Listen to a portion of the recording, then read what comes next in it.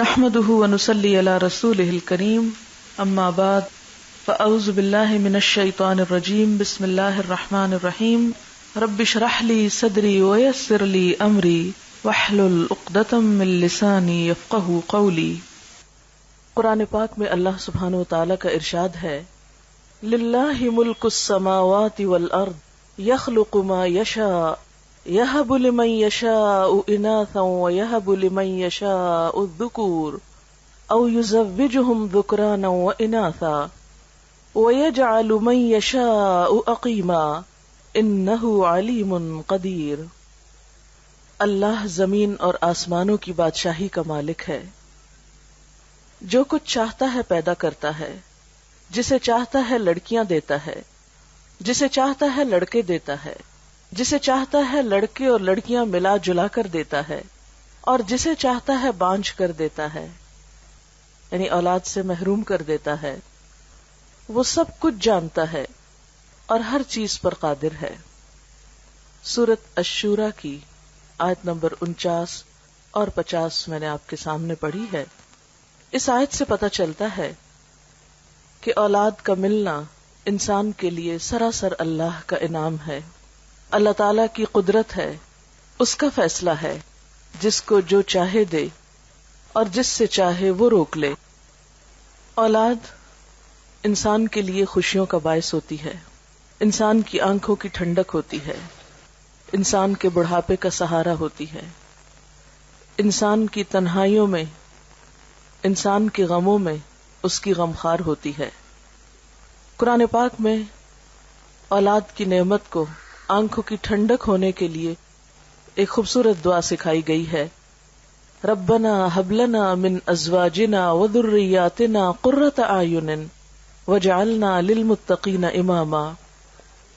اے ہمارے رب، ہمیں اپنی بیویوں اور اپنی اولاد سے آنکھوں کی ٹھنڈک دے اور ہمیں پرہیزگار لوگوں کا امام بنا دے۔ تو گویا اولاد اسی صورت میں ایک نعمت ہے جب اولاد آنکھوں کی ٹھنڈک ہے، انسان کی اطاعت گزار ہے، فرما بردار ہے، والدین کے لیے خوشی کا سبب ہے۔ اولاد نہ صرف یہ کہ اس دنیا میں انسان کے لیے باعث راحت ہے، بلکہ انسان کے مرنے کے بعد بھی اس کی نیکیوں میں اضافے کا سبب ہے۔ سورۃ یاسین میں اللہ سبحانہ وتعالی فرماتے ہیں، انا نحن نحیی الموتى وَنَكْتُبُ مَا قَدَّمُوا وَآثَارَهُمْ وَكُلَّ شَيْءٍ أَحْصَيْنَاهُ فِي إِمَامٍ مُبِينٍ۔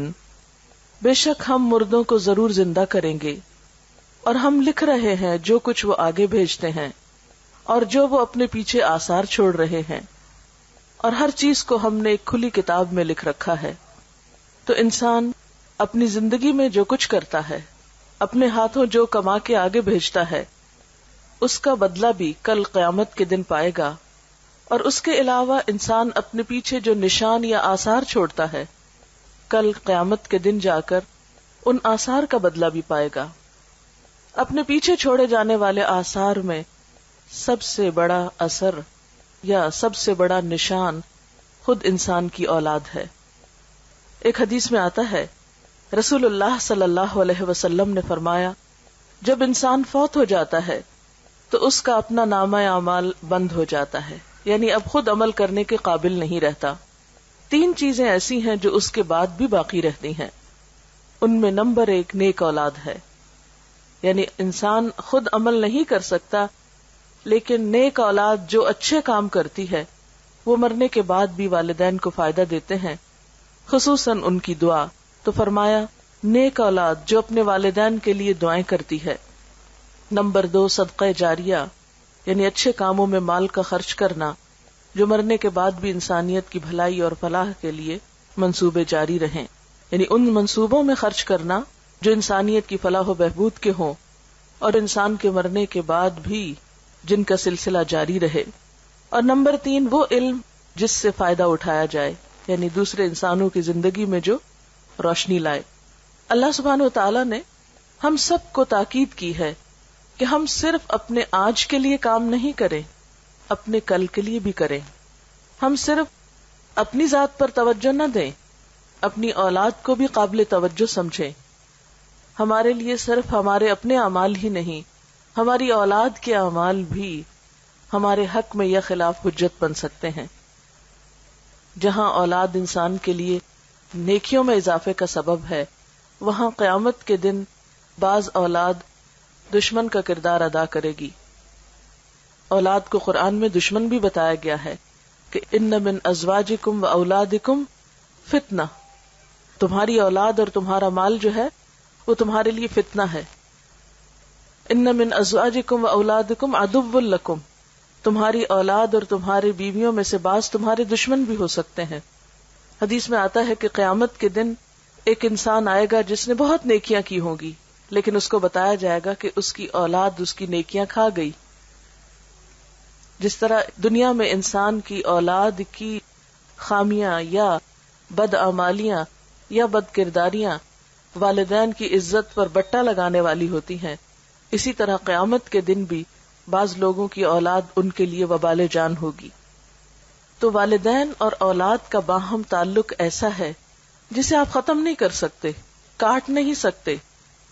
یہ خون کا رشتہ ایسا رشتہ ہے کہ جسے اگر بظاہر آپ آنکھ بھی کر دیں تو وہ آپ اپنے سے الگ نہیں کر سکتے، نظروں سے دور کر کے بھی دل سے دور نہیں کر سکتے۔ تو انسان کی خیر اور بھلائی اسی میں ہے کہ وہ اپنی اولاد کو اپنی زندگی کی سب سے بڑی دولت سمجھے، سب سے بڑی نعمت سمجھے، کیونکہ اولاد جیسی نعمت انسان خرید نہیں سکتا، ادھار نہیں لے سکتا، کہیں سے مانگ کے نہیں لا سکتا۔ بسا اوقات لوگ اڈاپٹ کرتے ہیں لیکن اس میں اپنی اولاد جیسی تو بات ہی نہیں ہوتی، وہ جذبات اور وہ احساسات ہی نہیں ہوتے، وہ تعلق بنتا ہی نہیں جو خون کے رشتوں کے ساتھ ہوتا ہے۔ اس لیے اللہ سبحانہ و تعالیٰ فرماتے ہیں وَلْتَنظُرْ نَفْسٌ مَّا قَدَّمَتْ لِغَدٍ، ہر شخص کو دیکھنا چاہیے کہ اس نے اپنے کل کے لیے کیا کیا ہے، اپنے کل کے لیے کیسے عمل کیے ہیں، یعنی خود اپنے اعمال کی شکل میں بھی اور اپنی اولاد کی شکل میں بھی۔ اگر انسان اپنے پیچھے نیک اولاد چھوڑ کر جاتا ہے تو وہ ہر نماز میں اپنے والدین کے لیے دعا کرتے ہیں۔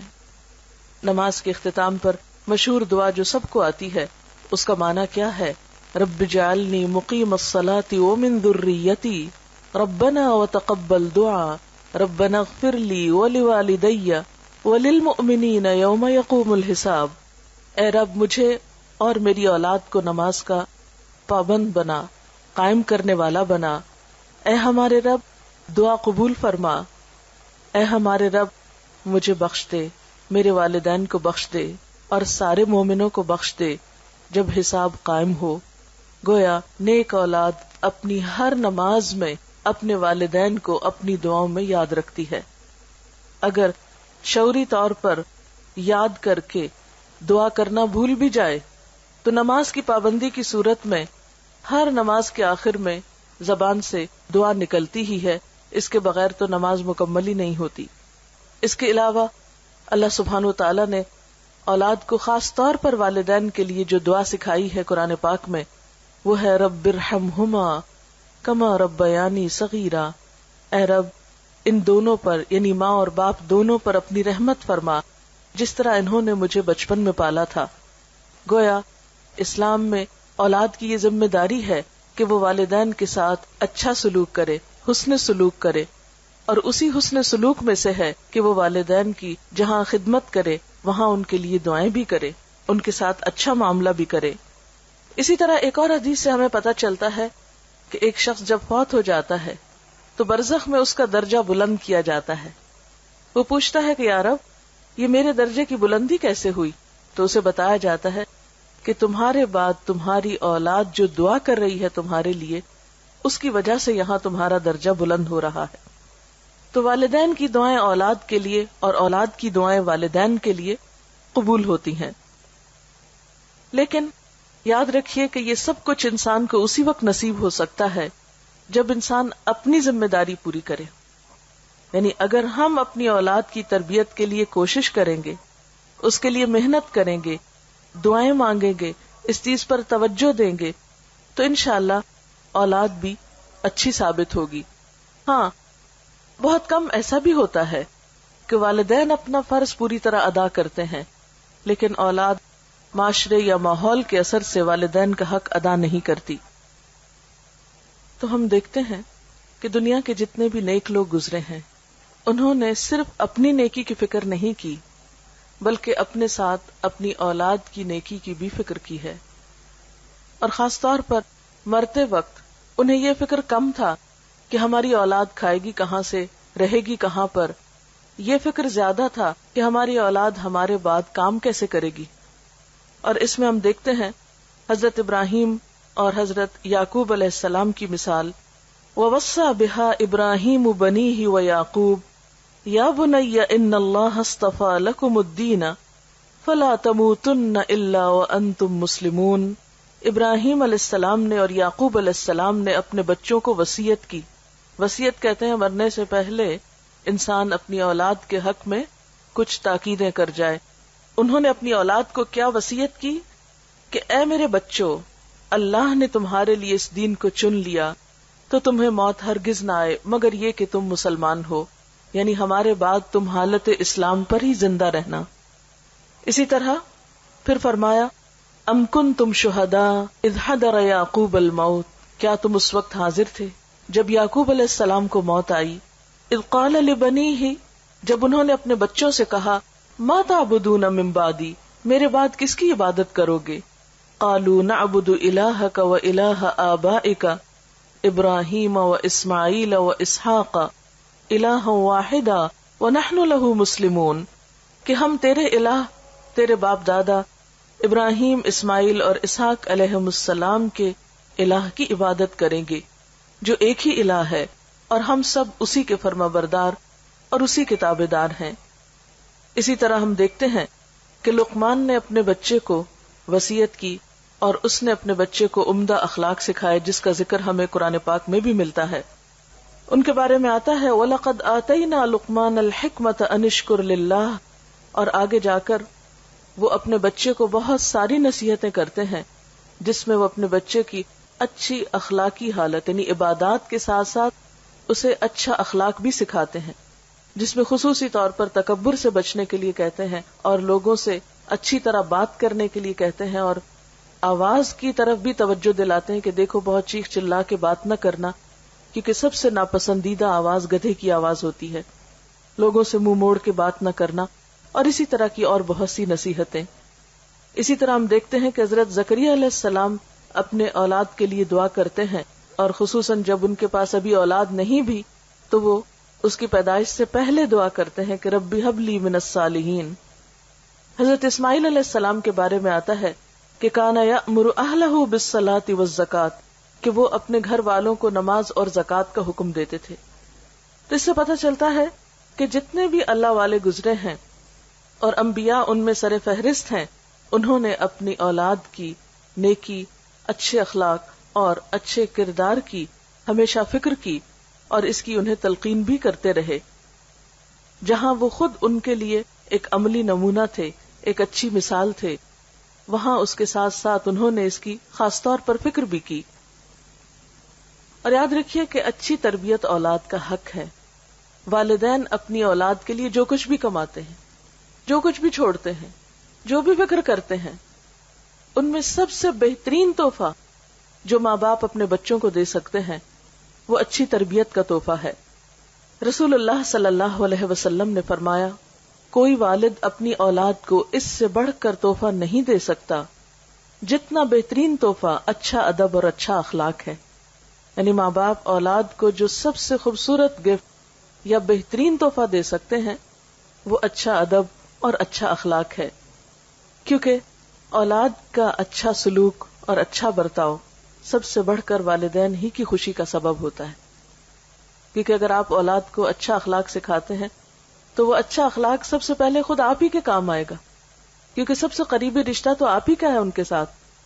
اور اسی طرح سب سے بڑا غم اور سب سے بڑا دکھ اور سب سے بڑی تکلیف اگر انسان کی زندگی میں کوئی ہو سکتی ہے تو وہ اولاد ہی کی ہو سکتی ہے۔ اس لیے اگر اولاد اچھی ہے تو انسان کے لیے ہر طرف خوشیاں ہی خوشیاں ہیں، خواہ اس کے پاس کھانے کو بہت نہ بھی ہو یا اس کے پاس بہت بڑی جائیداد نہ بھی ہو، لیکن اولاد کی فرما برداری، اولاد کی خدمت، اولاد کا اچھا سلوک، والدین کے لیے بے پناہ خوشیوں اور راحت کا سبب ہوتا ہے۔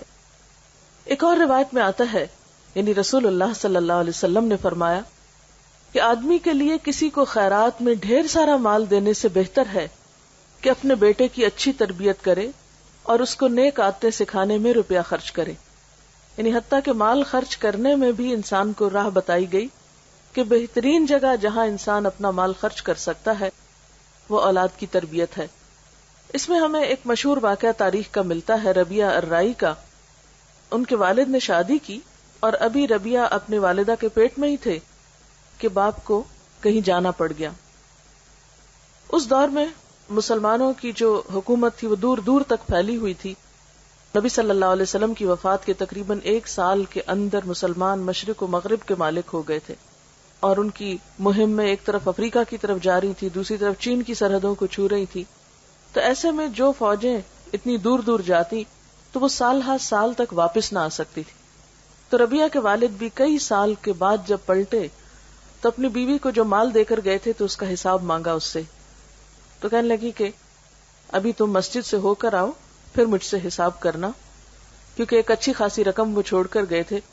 تو دیکھا واپس آئے تو کچھ بھی باقی نہیں، پوچھا کہ کہاں ہیں پیسے، تو اس نے کہا کہ ابھی ذرا تم مسجد سے ہو کر آؤ۔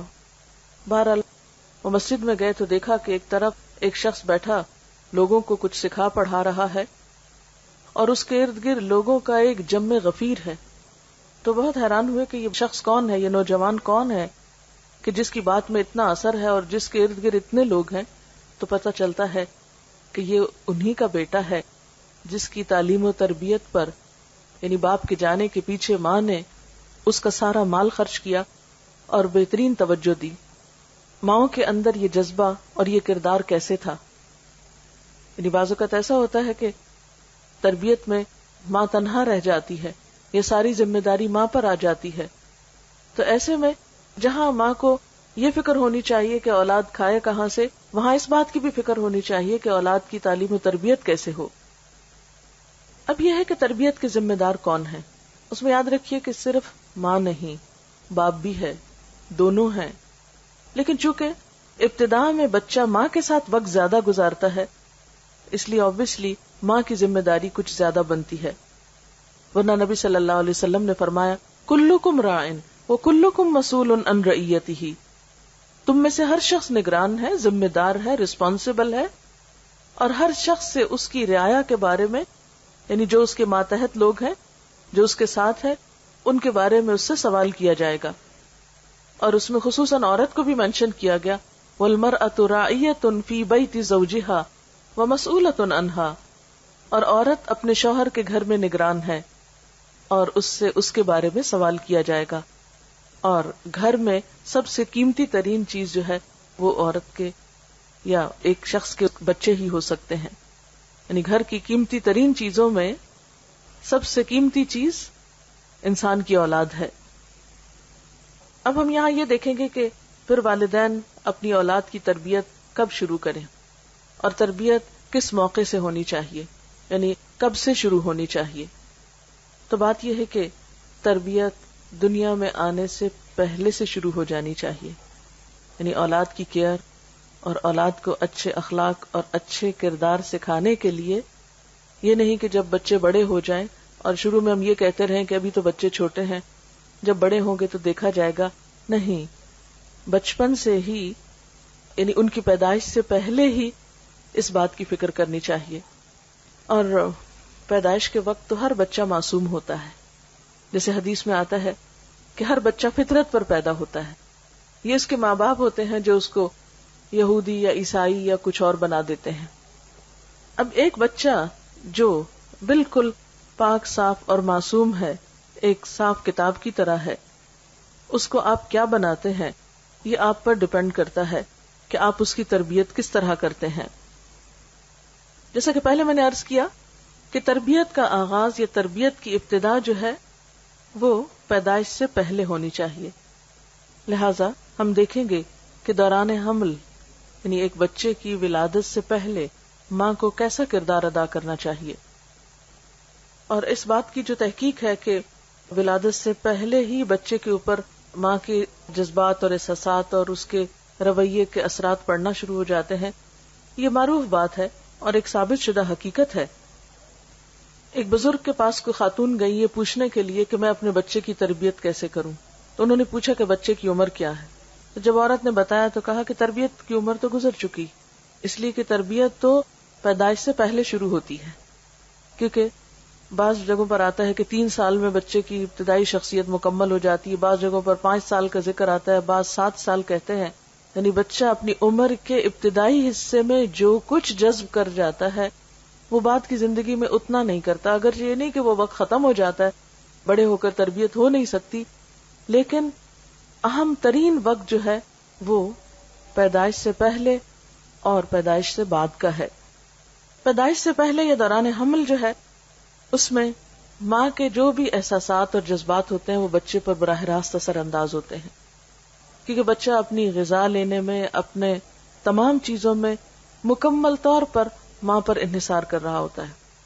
جب ماں کے خون سے وہ غذا لے رہا ہوتا ہے اور خون انسان کے سارے جسم میں گردش کرتا ہے، تو جو انسان کی سوچیں ہوتی ہیں یا غم یا غصہ یا خوشی یا اطمینان یا پریشانی کی جو بھی کیفیت ہوتی ہے وہ اس خون کے ساتھ بچے تک بھی منتقل ہو رہی ہوتی ہے. اسی طرح جب بچے کی نشو و نما ایک خاص حد تک پہنچ جاتی ہے اور وہ سننے لگتا ہے، حتیٰ کہ یہاں تک کہا جاتا ہے کہ بیرونی آوازیں تک اس کو پہنچتی ہیں اور وہ ان آوازوں اور بیرونی ماحول کے اثرات بھی قبول کر رہا ہوتا ہے. اور اس کا باقاعدہ تجربہ کیا گیا کہ بچوں کو مختلف آوازیں سنائی گئی پریگنینسی کے دوران، اور پیدائش کے بعد بچے ان آوازوں سے مانوس تھے، لہٰذا جب وہ روتے تو ان کو وہی مخصوص آواز سنائی جاتی تو خاموش ہو جاتے، جیسے کسی خاص میوزک کی آواز یا کسی خاص ماحول کی جو اثرات ہیں. تو بچہ اگرچہ ابتدا میں بول نہیں سکتا، کچھ کر نہیں سکتا، صرف رو کر ہی اپنے سارے جذبات کا اظہار کرتا ہے، لیکن وہ بہت کچھ اس حال میں بھی سیکھ رہا ہوتا ہے، جذب کر رہا ہوتا ہے. اس میں سب سے پہلی اور بنیادی چیز جو ہے وہ نیک اولاد کی دعا ہے. یعنی پیدائش سے پہلے کثرت سے اولاد کی نیکی اور اچھے اخلاق کی دعائیں مانگنی چاہیے. یہ دعائیں ہمیں قرآن پاک سے ملتی ہیں. مثلا رب ہب لی من الصالحین، اے اللہ مجھے نیک اولاد عطا کر.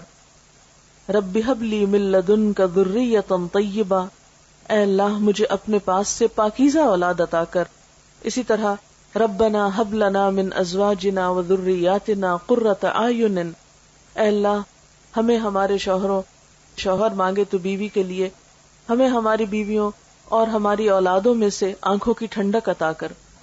یہ دعائیں انسان کو ڈیورنگ پریگنینسی کثرت کے ساتھ پڑھنی چاہیے، خصوصاً نمازوں کے بعد. ایسا نہیں کہ کوئی خاص مخصوص وظیفہ ہے کہ کسی ایک کونے میں بیٹھ کے آپ روز 1000 تسبیح پڑھ لیں اور اس کے بعد جو چاہیں کریں. نہیں، اس کو ریگولرلی اپنی نمازوں کا حصہ بنا لیں اور جب تک ولادت ہو نہیں جاتی اس وقت تک یہ دعا پڑھتے رہیں. پھر اسی طرح دوران حمل کثرت کے ساتھ ذکر کرنا، اچھے پازیٹیو خیالات رکھنا. پھر اسی طرح یہ ہے کہ دوران ولادت انسان جب دعا کرے تو اس میں خاص طور پر حضرت مریم علیہ السلام کی والدہ نے جو دعا پڑھی تھی اس دعا کو بھی آپ پڑھ سکتے ہیں. قرآن پاک میں اس کے بارے میں آتا ہے انی اعیذھا بک وذریتھا من الشیطان الرجیم، کہ میں تجھے اور تیری اولاد کو شیطان مردود سے اللہ کی پناہ میں دیتی ہوں. آپ صلی اللہ علیہ وسلم نے فرمایا ہر بچے کو پیدا ہوتے ہی شیطان ٹھوکا لگاتا ہے سوائے مریم کے اور عیسیٰ ابن مریم کے، کیونکہ حضرت مریم کی والدہ نے یہ دعا کی تھی کہ اللہ میری اولاد کو اور پھر آگے اس کی اولاد کو شیطان سے محفوظ رکھنا. تو دعاؤں میں خاص دعا یہ بھی کر سکتے ہیں کہ اللہ تعالی ہماری اولاد کو شیطان سے بچا کر رکھے. پھر اسی طرح دوران پیدائش انسان آیت الکرسی پڑھ سکتا ہے، اللہ کا ذکر کر سکتا ہے. بعض لوگ اس موقع پر اللہ کا ذکر نہیں کرتے کہ اب تو ناپاکی کی کیفیت ہے یا کوئی ڈسچارج وغیرہ شروع ہو گیا ہے. نہیں، ذکر کرنے سے کوئی بھی چیز آپ کو نہیں روکتی. یعنی جب ولادت کا وقت قریب ہو تو اس میں انسان چل پھر رہا ہو یا ہاسپٹل میں ہو یا لیٹا ہوا ہو، کسی بھی مرحلے پر اللہ کے ذکر سے کوئی چیز آپ کو روک نہیں سکتی. آپ کو جو دعائیں یاد ہیں اللہ تعالیٰ کو پکار سکتے ہیں، درود شریف پڑھ سکتے ہیں، کلمہ پڑھ سکتے ہیں، آیت الکرسی پڑھ سکتے ہیں، جو بھی آپ ذکر کر کے اللہ سے دعا کرنا چاہیں کر سکتے ہیں. ایون جو آپ کے آس پاس ہیں، آپ کے ساتھ ہیں، آپ کے اٹینڈنٹ ہیں، وہ بھی آپ کے ساتھ اللہ کا ذکر کر کے آپ پر دم وغیرہ کر سکتے ہیں، سورۃ فاتحہ پڑھ سکتے ہیں، تاکہ مریض کو یا اس وقت کی جو تکلیف ہے اس میں ایک خاتون کو ریلیف ملے. اب یہ ہے کہ جب پیدائش ہو جاتی ہے تو اس کے بعد کیا کرنا چاہیے. سب سے پہلے بچے کی پیدائش پر خوشی کا اظہار کر کے اور پھر دعا بھی دینی چاہیے. ایک دعا جو ہمیں سکھائی گئی وہ ہے بارک اللہ لک فی الموہوب لک وشکرت الواہب وبلغ اشدہ ورزقت برہ. کیا معنی اس دعا کا؟ اللہ تمہارے لیے اس بچے میں جو بھی تمہیں عطا ہوا ہے اس میں برکت پیدا کرے اور تم دینے والے کے شکر گزار بنو، اور یہ بچہ اپنی جوانی کو پہنچے اور تمہیں اس کی نیکی نصیب ہو، یعنی یہ اولاد تمہارے ساتھ نیکی کرنے والی ہو، تمہاری اطاعت گزار اور فرما بردار ہو. اسی طرح ہم دیکھتے ہیں کہ نبی صلی اللہ علیہ وسلم کو جب ان کے بیٹے حضرت ابراہیم کی ولادت کی خوشخبری ملی تو آپ نے خوشخبری لانے والے کو ایک غلام عطا کیا. آج کل ہمارے یہاں بھی رواج ہے نا کہ جو خوشخبری لے کر آتا ہے اس کو کچھ دیا جاتا ہے. بعض اوقات مثلاً کوئی نرس پیغام لے کر آتی ہے یا ڈاکٹر لے کر آتی ہے تو آپ کچھ نہ کچھ خوشی سے اس کو دیتے ہیں. تو یہ بھی ایک مسنون طریقہ ہے، اس کو اپنے اوپر بوجھ نہیں سمجھنا چاہیے. تو نبی صلی اللہ علیہ وسلم نے اتنا بڑا تحفہ ایک آنے والے کو دیا. اس طرح آپ کو یاد ہوگا کہ عربوں کے ہاں یہ عام رواج بھی تھا اور آپ صلی اللہ علیہ وسلم نے اس رواج کو ختم نہیں کیا. جیسے آپ کی پیدائش پر ابو لہب جو آپ کا چچا تھا، سویبہ جو لونڈی تھی، اس نے جب خبر دی آپ صلی اللہ علیہ وسلم کی پیدائش کی تو اس نے اشارے سے اس کو کہا کہ جاؤ تم آزاد ہو، یعنی اس غلام عورت کو آزاد کر دیا اس خوشی میں کہ اس نے بھتیجے کی پیدائش کی خوشخبری سنائی تھی. تو اس موقع پر خوشی کا اظہار کرنا، خوشی میں خواہ آپ مٹھائی کھلائیں، خواہ آپ کسی کو کوئی تحفہ دیں، کوئی ہدیہ دیں، کچھ بھی کریں، ایسا کرنا کوئی خلاف اسلام نہیں ہے یا کوئی لوکل رسم نہیں ہے، نہیں، اللہ کی نعمت کا ایک اظہار ہے. اور انسان اپنی حیثیت کے مطابق جو بھی کرے، ہاں نمائش کے لیے نہیں کرنا چاہیے، دکھاوے کے لیے یا اپنی حیثیت سے بڑھ کے خود پہ بوجھ نہیں ڈالنا چاہیے. لیکن اگر انسان کچھ بھی خوشی کا اظہار کسی بھی طریقے سے کرنا چاہتا ہے تو اس کی اجازت ہے. پھر اس کے بعد پہلی چیز بچے کے کان میں آذان دینا ہے، یعنی پیدائش ہوگی، اس کو نہلایا دھلایا، اس کو تیار کیا اور اس کے بعد کان میں آذان دی. طبرانی کی روایت میں آتا ہے کہ حضرت حسین رضی اللہ تعالیٰ عنہ کی جب ولادت ہوئی تو آپ نے ان کے ایک کان میں آذان دی اور دوسرے میں اقامت. آذان دینے میں کیا حکمت ہے کہ بچہ دنیا میں آ کر سب سے پہلے اللہ کا نام سنے.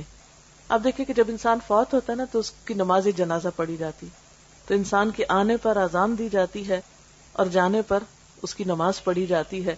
اور انسان کی زندگی ایسے ہی ہے جیسے آذان اور نماز کے بیچ کا وقفہ، یعنی کل قیامت کے دن انسان کو ایسے ہی پتہ چلے گا کہ چند لمحے دنیا میں گزار کر آیا ہوں. پھر اسی طرح یہ ہے کہ اللہ کی عظمت اور اللہ کی محبت بچے کے دل میں بیٹھتی ہے. پھر اسی طرح بچے کو جو پہلی غذا دی جاتی ہے اس کو تحنیک کہا جاتا ہے.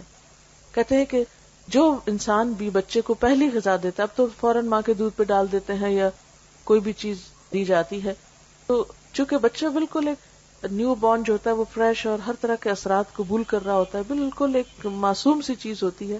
تو جو انسان بچے کو پہلی غذا دیتا ہے تو اس انسان کی جو شخصیت ہوتی ہے وہ بھی اس کے ہاتھ سے جو ریز نکلتی ہیں یا اس کے جسم سے وہ بچے میں منتقل ہوتی ہیں. اس لیے آپ صلی اللہ علیہ وسلم کے پاس بچے پیدائش کے بعد لائے جاتے تھے اور آپ ان کو، جسے ہماری زبان میں گھٹی دینا کہتے ہیں، اور گھٹی سے مراد کو خاص دوا یا کاڑھا نہیں ہے، یا کچھ تھوڑا سا شہد بھی ہو سکتا ہے یا چبائی ہوئی کھجور بھی ہو سکتی ہے، لیکن ایسے شخص کی ہو جس کا اخلاق اور کردار جو ہے معروف ہو، کیونکہ بچے کی ابتدائی زندگی میں وہ چیز بھی اس کی شخصیت کا حصہ بننے والی ہے.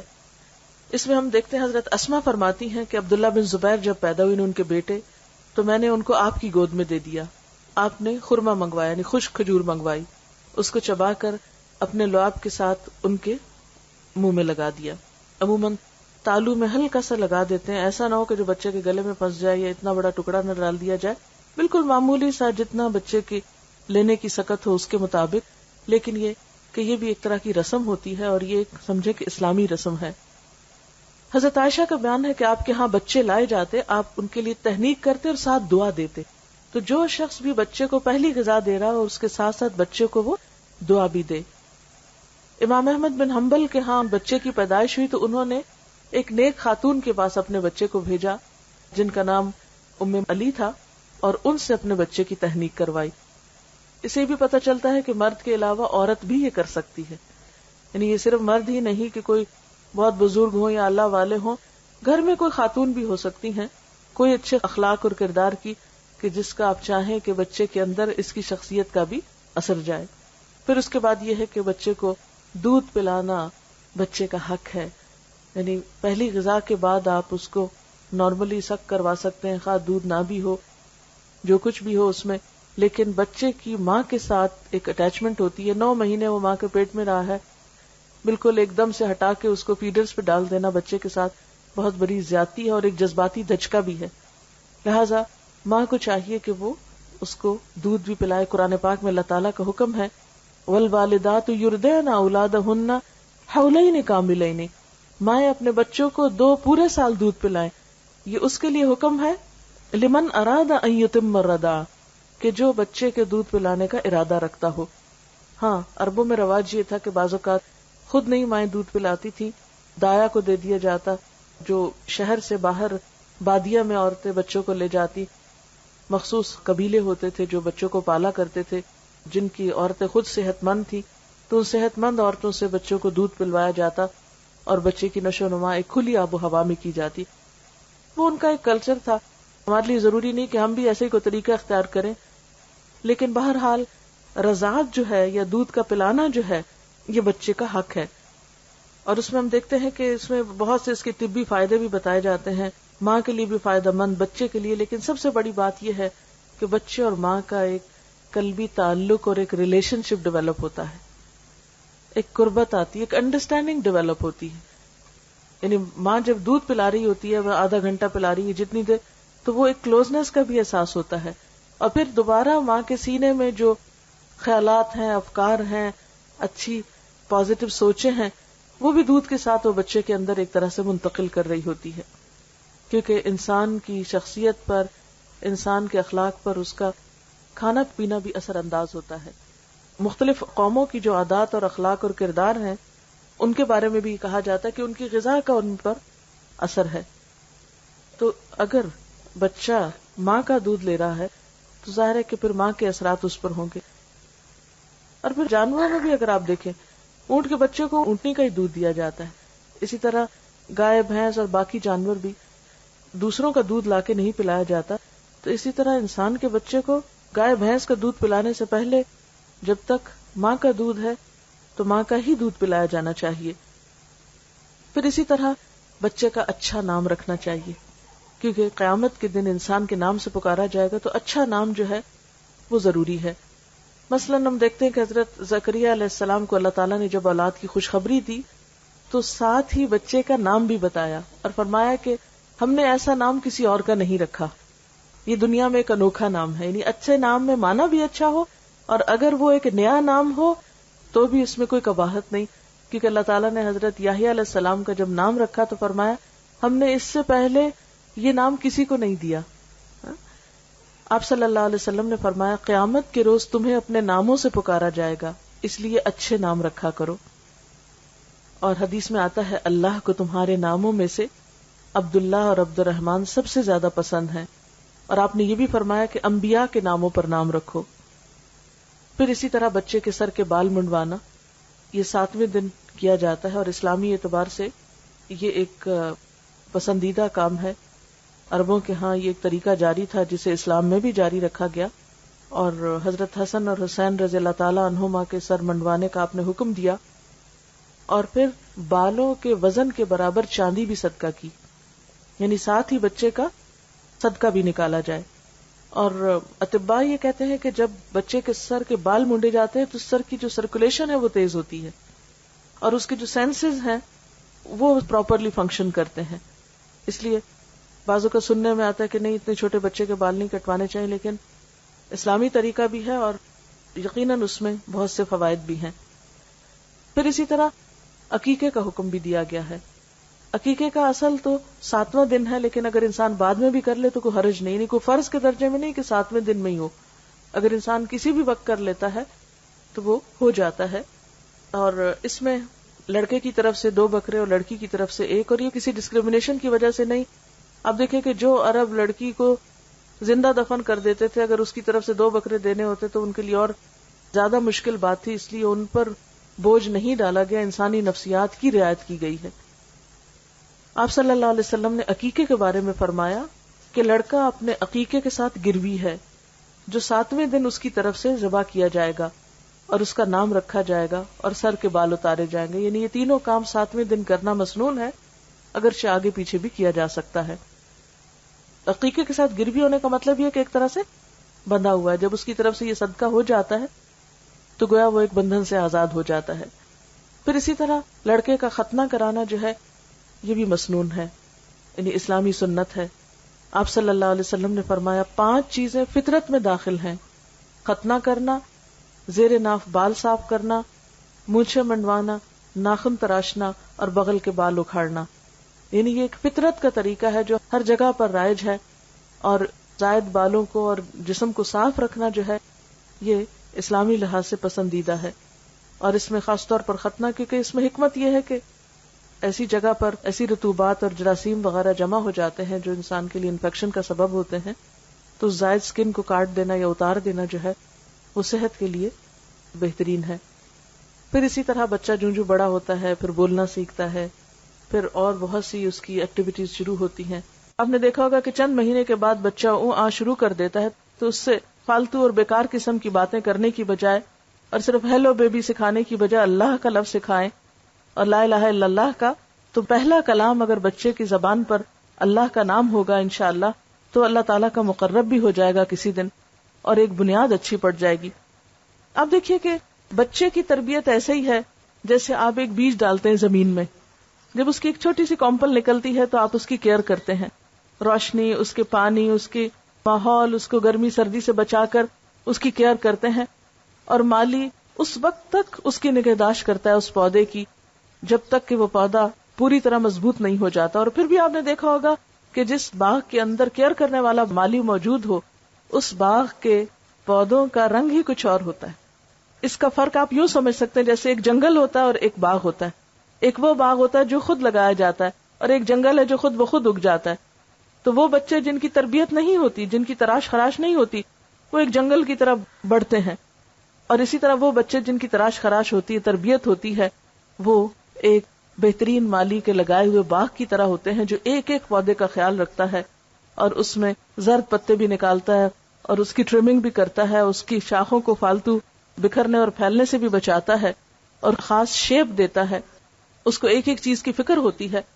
تو بالکل تربیت کا عمل بھی ایک طرح سے ایک مالی کے عمل سے ملتا جلتا عمل ہے. اور پھر ہم دیکھتے ہیں کہ بچوں کی تربیت میں یہ نہیں کہ ہم نے شروع میں چند ایک یہ ریچولز کر دی اور ہم فارغ ہو گئے. نہیں، وہ تو زندگی بھر کا ساتھ ہے. جب تک بھی بچہ آپ کے ساتھ ہے آپ یہ کام کرتے چلے جائیں گے. پہلی چیز جو اب اگلے مرحلے پہ شروع ہوتی ہے وہ بولنا ہے. نبی صلی اللہ علیہ وسلم کا طریقہ کیا تھا؟ آپ نے فرمایا کہ جب تمہاری اولاد بولنے لگے تو اس کو لا الہ الا اللہ سکھا دو، پھر مت پرواہ کرو کہ کب مرے، اور جب دودھ کے دانت گر جائیں تو نماز کا حکم دو، یعنی 7 سال کی عمر میں. اسی طرح حدیث میں یہ بھی آتا ہے کہ آپ کے خاندان میں جب کسی بچے کی زبان کھل جاتی تو آپ اس کو سورۃ الفرقان کی دوسری آیت سکھاتے. وہ آیت ہے الذی لہ ملک السماوات والارض ولم یتخذ ولدا ولم یکن لہ شریک فی الملک وخلق کل شیء فقدرہ تقدیرا. وہ خدا جو آسمان اور زمین کی بادشاہی کا مالک ہے، جس نے کسی کو بیٹا نہیں بنایا، جس کے ساتھ بادشاہی میں کوئی شریک نہیں ہے، جس نے ہر چیز کی تخلیق کی اور پھر اس کی موضوع تقدیر مقرر فرمائی. تو نبی صلی اللہ علیہ وسلم اپنے خاندان کے بچوں کو جب بولنے پہ آ جاتے تو سب سے پہلی آیت یہ حفظ کروایا کرتے تھے. پھر اسی طرح ہم دیکھتے ہیں کہ تربیت کے کچھ اور بھی رہنما اصول ہیں، مثلا بچوں کے ساتھ محبت اور شفقت کے ساتھ پیش آنا. آپ صلی اللہ علیہ وسلم نے فرمایا وہ ہم میں سے نہیں جو بچوں کے ساتھ شفقت نہیں کرتا، بچوں کے ساتھ رحمت سے پیش نہیں آتا، اور جو ہمارے بڑوں کی عزت نہیں کرتا. ابتدائی سالوں میں خاص طور پر بچے کے ساتھ محبت اور شفقت کا سلوک کرنا چاہیے. اس میں خصوصاً میں ماؤں سے یہ کہنا چاہوں گی کہ بچے بعض اوقات تنگ کرتے ہیں. مثلا چھوٹے بچے جب دانت نکال رہے ہوتے ہیں تو ماؤں کے جسم کو چبانا شروع کر دیتے ہیں، یا بعض اوقات بال کھینچتے ہیں، یا بعض اوقات روتے ہیں، تنگ کرتے ہیں، سر مارتے ہیں، بہت سی تکلیفیں دیتے ہیں بچے بچپن میں بھی. ایسے تمام مواقع پر صبر سے کام لینا اور خوشی کے ساتھ اور خندہ پیشانی کے ساتھ ان چیزوں کو برداشت کرنا ضروری ہے. بعض مائیں بے حوصلہ ہو کر بچے کو چھوٹی سی عمر میں مارنے لگتی ہیں، بعض اوقات ہاتھ دباتی ہیں، بعض اوقات دھکا دے دیتی ہیں، بعض اوقات چیخنے لگتی ہیں. یہ چیزیں بچے کی تربیت پر ایک نیگیٹو اثر ڈالتی ہیں. ان سے پرہیز کرنا چاہیے. دیکھیں ماں کے 3 درجے کیوں زیادہ ہیں؟ اسی وجہ سے کہ ماں تکلیفیں زیادہ اٹھاتی ہے تربیت میں اور اس کی اپ برنگنگ میں. آپ صلی اللہ علیہ وسلم ہمیشہ بچوں کے ساتھ پیار اور محبت کا برتاؤ کرتے تھے. اور حضرت حسن کے بارے میں آتا ہے کہ ان کو پیار سے جب اٹھاتے تو اپنی زبان کی سرخی نکال کے دکھاتے. یعنی بعض اوقات ہم بچوں سے لاڈ کرتے ہیں نا، تب آپ دیکھیں آپ اللہ کے پیغمبر ہیں، اتنا بڑا مقام اور مرتبہ ہے. تو بعض اوقات گھر کے بزرگ بہت ایک مصنوعی سا رویہ بچوں کے ساتھ رکھتے ہیں بزرگی کا، کہ نہیں بس ایک روب کے ساتھ بچے کے ساتھ بات کر. نہیں، اللہ کے رسول صلی اللہ علیہ وسلم سے بڑھ کر بڑا مرتبہ کس کا ہو سکتا ہے؟ ایک اور صحابی ہے محمود بن ربی، وہ کہتے ہیں کہ میری عمر 5 سال تھی، آپ صلی اللہ علیہ وسلم نے کنویں سے پانی کا ڈول نکالا، منہ میں کلی بھری اور میرے منہ پہ پھار پھینکی. یعنی بچوں کے ساتھ بچوں جیسی شرارت کرنا. پھر آپ صلی اللہ علیہ وسلم آگے بڑھ کے خود سلام کیا کرتے تھے، اٹھا لیا کرتے تھے اور ہر لحاظ سے خیال رکھتے. اس میں ہم دیکھتے ہیں کہ پھر اسی طرح جابر بن سمرہ اپنے بچپن کا واقعہ بیان کرتے ہیں کہ انہوں نے آپ کے پیچھے نماز پڑھی اور اس کے بعد آپ اپنے گھر کی طرف چل پڑے. کہتے میں بھی ساتھ ہو لیا، میرے ساتھ اور بچے بھی تھے، آپ نے سب بچوں کو پیار کیا، مجھے بھی پیار کیا. یعنی بچوں کو یاد تھا کہ ہمیں آپ صلی اللہ علیہ وسلم نے کس کس موقع پر پیار کیا. پھر اسی طرح آپ کا معمول تھا جب آپ سفر سے تشریف لاتے تھے تو جو مدینہ میں اونٹنی داخل ہوتے سب بچوں کو اوپر بٹھانا شروع کر دیتے تھے. تو یعنی جیسے ایسا ہوتا نا کہ باپ گھر میں آ رہے ہیں یا کوئی بزرگ آ رہا ہے تو بچے سارے اکٹھے ہو جاتے ہیں، کوئی کندھوں پہ چڑھنے لگتا ہے، کوئی لپٹنے لگتا ہے. تو ایسے میں بچوں کو ان کی شوخیاں کرنے دینا چاہیے. آپ صلی اللہ علیہ وسلم ان کو اپنی سواری پر سوار کرنا شروع کر دیتے تھے، خواہ وہ کسی کے بھی بچے ہوتے تھے، محبت کے ساتھ اور شفقت کے ساتھ. پھر اسی طرح آپ صرف مسلمان بچوں کے ساتھ نہیں، بغیر کسی مذہب کی تفریق کے ہر ایک کے بچوں کے ساتھ اچھا سلوک کرتے تھے. ہجرت کے موقع پر جب آپ کا مدینہ میں داخلہ ہو رہا تھا تو چھوٹی بچیاں جو تھیں وہ آپ کے استقبال کے لیے کھڑی تھیں اور انہوں نے آپ کے لیے گیت گائے تھے اور آپ نے ان سے پوچھا کہ تم یہ کیوں کر رہی ہو؟ تو انہوں نے کہا کہ اللہ کے رسول صلی اللہ علیہ وسلم ہم آپ سے محبت کرتے. تو آپ نے فرمایا میں بھی تم سے پیار کرتا ہوں.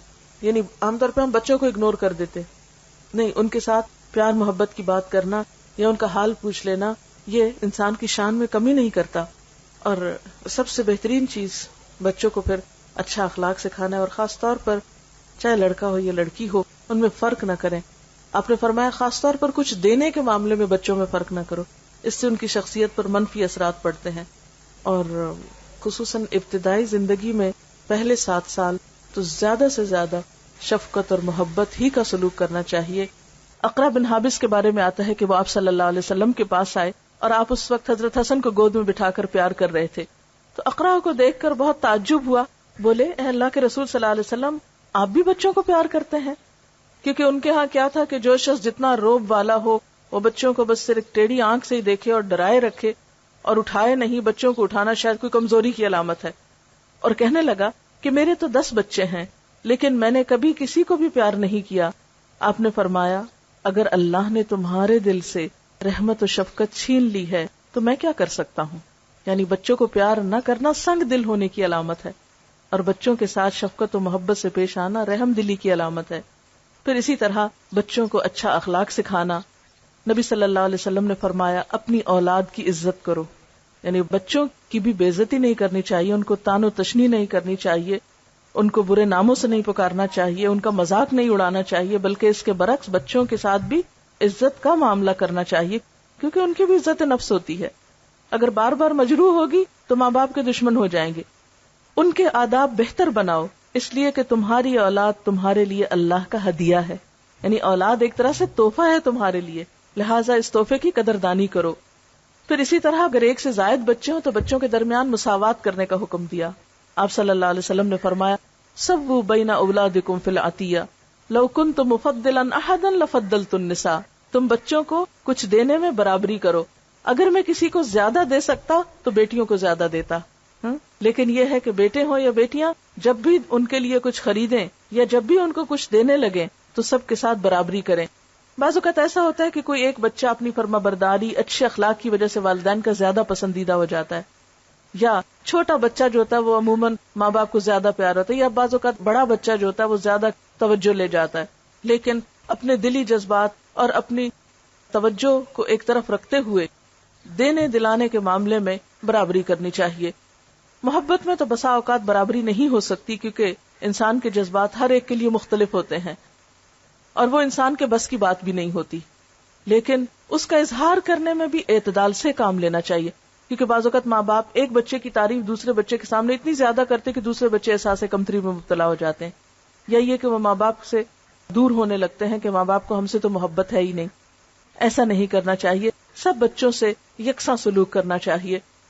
اور اگر کوئی بچہ بدتمیز بھی ہو یا اس کے اندر کوئی ایسی چیز بھی ہو تو صبر کے ساتھ درگزر کرنا چاہیے اور اس کو دوسروں سے زیادہ توجہ دینی چاہیے، حتیٰ کہ وہ اور زیادہ قریب آ جائے اور اعتماد کرنے لگے ماں باپ پر.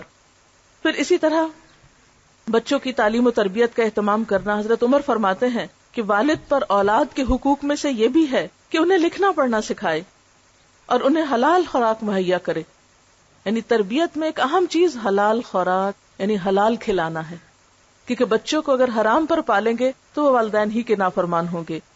کیونکہ اگر آپ اللہ کی نافرمانی کر رہے ہیں تو آپ کے بچے آپ کے فرما بردار کیسے ہوں؟ اگر آپ ان کو لقمہ حلال نہیں دے رہے، لقمہ حرام دے رہے ہیں، تو ان کے اندر پھر خدا کی محبت کیسے پیدا ہو؟ پھر محض تعلیم اور محض تربیت اور محض درس کچھ نہیں کریں گے جب تک کہ رزق حلال کی طرف توجہ نہ کریں. پھر اسی طرح لڑکوں کے ساتھ ساتھ لڑکیوں کی بھی تربیت. نبی صلی اللہ علیہ وسلم نے فرمایا، جس شخص نے 3 لڑکیوں یا 3 بہنوں کی سرپرستی کی، تعلیم و تہذیب سکھائی، ان کے ساتھ رحم کا سلوک کیا، یہاں تک کہ اللہ ان کو بے نیاز کر دے، یعنی ان کی شادی وغیرہ ہو جائے، اپنے گھروں میں چلی جائیں، تو ایسے شخص کے لیے اللہ نے جنت واجب فرما دی. یعنی بیٹوں کی تربیت بھی، لیکن بیٹیوں کی تربیت خوش دلی سے کرنا اور ان کو اپنے لیے بوجھ نہ سمجھنا. جیسے عام طور پہ آپ نے دیکھا ہوگا بچیاں جب جوان ہوتی ہیں، ذرا سی رشتے کی بات ہو رونے لگتی ہیں، ہم آپ پہ بوجھ ہے نا. تو یہ احساس نہیں ہونے دینا چاہیے بچیوں کو کہ وہ ہم پر بوجھ ہیں. خوش دلی کے ساتھ، محبت کے ساتھ جب تک رشتہ نہ آئے ان کی کیئر کرنا، خیال رکھنا، بہتر طریقے سے ان کی پرورش کرنا اور ان کی ضروریات کا خوش دلی سے خیال رکھنا، یہ سب کچھ نیکی میں شمار ہوتا ہے.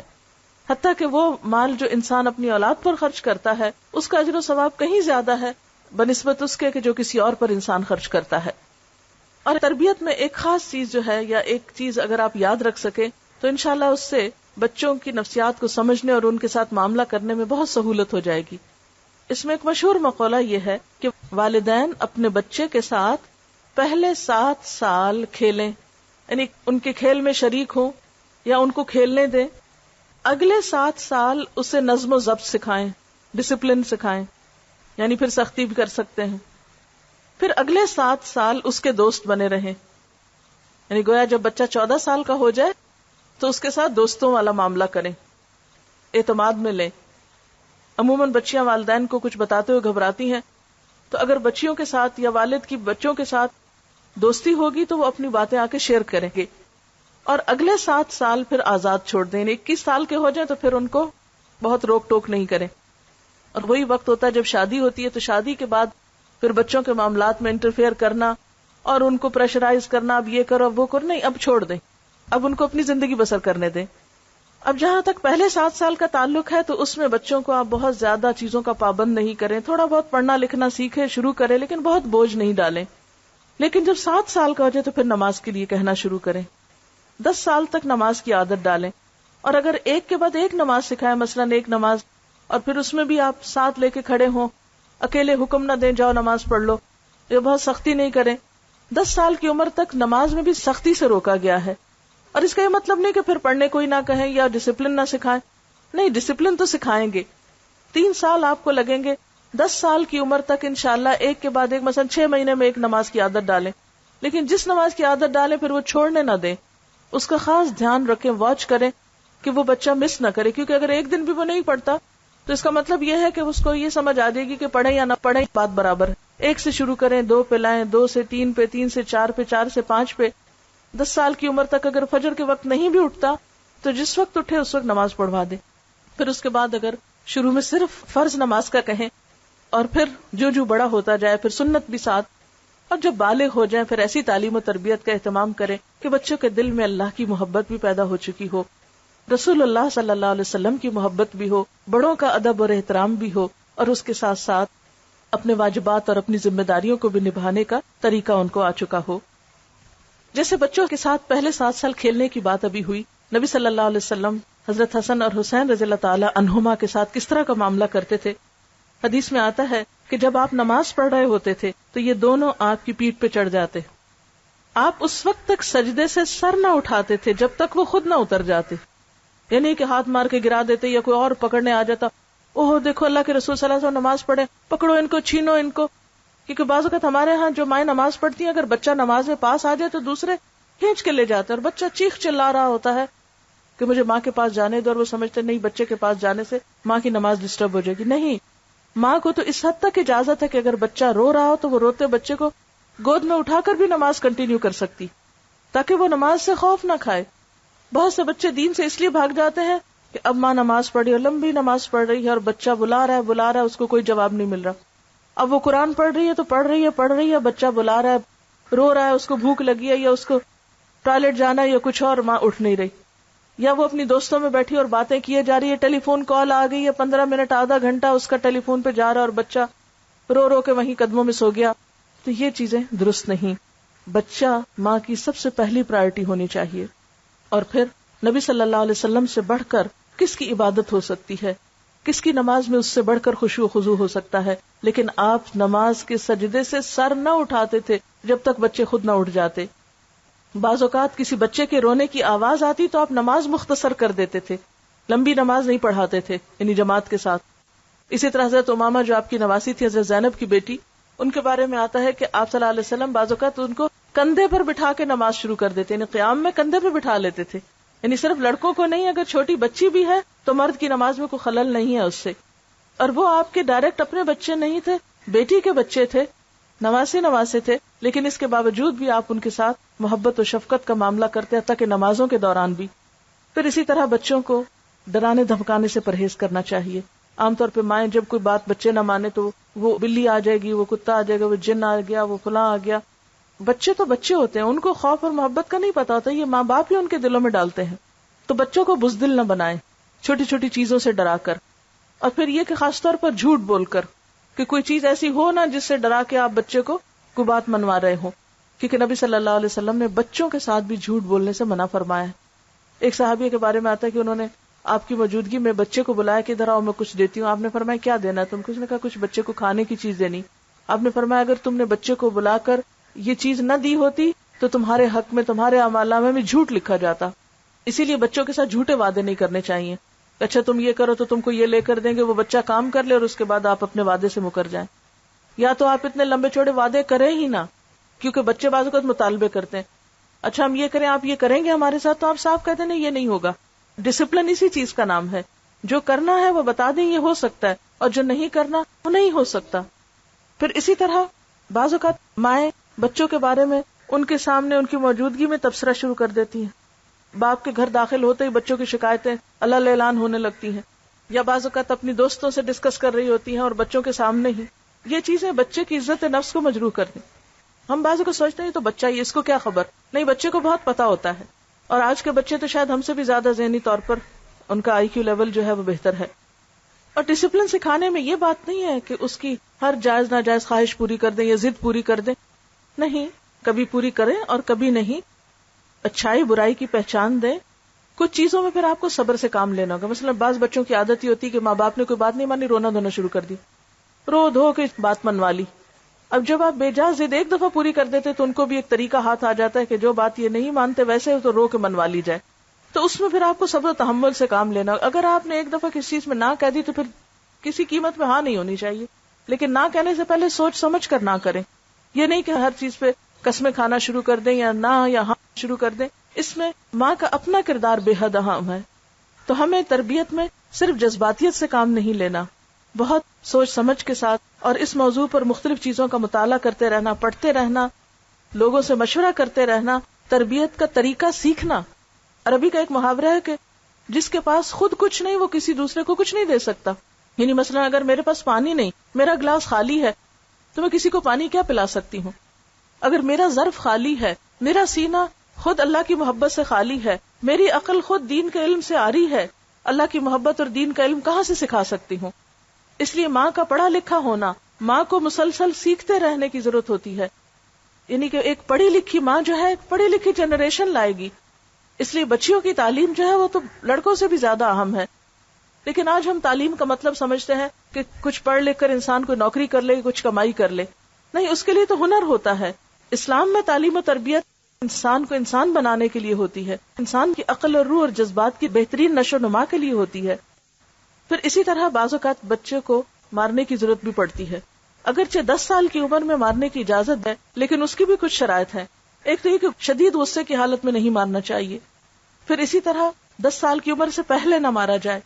پھر اسی طرح چہرے اور سینے اور پیٹ پہ نہیں مارنا چاہیے. پھر اسی طرح 3 ضربوں سے زائد نہیں لگانی چاہیے. ایسی ضرب نہیں جس سے نشان پڑ جائے بچے پہ. اور اگر کبھی ایسی ضرورت پڑے تو تنہائی میں بچے کے ساتھ آپ ایک آدھ لگا سکتے ہیں. لیکن لوگوں کے بیچ میں بیٹھے بیٹھے ادھر سے دھپ مارا، ادھر سے ہاتھ مروڑے، ادھر سے کان کھینچے، ادھر سے بال کھینچے، ادھر سے دھکا دے دیا، یہ سب بہت ہی زیادتی کی باتیں ہیں. یہ تربیت کے لیے سخت نقصان دہ ہیں، کیونکہ جس کی آپ عزت نہیں کر رہے اس کی آپ تربیت کر ہی نہیں سکتے.